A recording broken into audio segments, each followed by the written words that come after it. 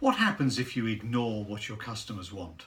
Or even more seriously, don't really understand what your customers want? You're in trouble. Uh, Yet again, M&S have trotted out some figures and some which are not very good on their clothing range, which is their core product after all. And what they're saying is they need to get back to basics. They need to understand what their clientele want.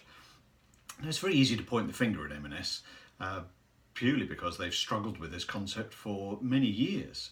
And yet, I wonder if we're guilty as well. Because when was the last time that you had a truly proper open conversation with some of your clients and customers to say, how are we doing? What did you really want? If we could, if we had a magic wand, if there was a magic wand moment, what else could we give you? What are the frustrations in dealing with us and with people in our particular sector? Wouldn't that be really valuable information? And yet my guess is very few of us do it. In fact, very few big businesses do it, never mind small businesses. They seem to struggle, or they outsource it to somebody else, or you end up with a tick box exercise going through a survey, which actually isn't what you want. You need a conversation with somebody. You want somebody to really tell you in detail what they think.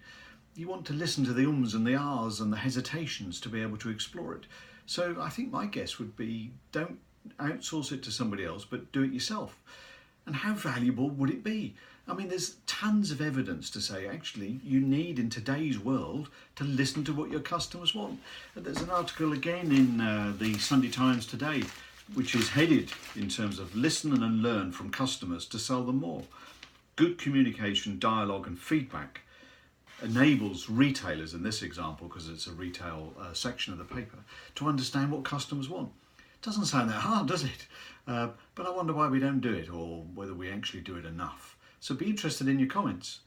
We actually cover this in the Business Growth Club, the whole section in terms of obtaining customer feedback. Not difficult, just takes a bit of time. So until next time.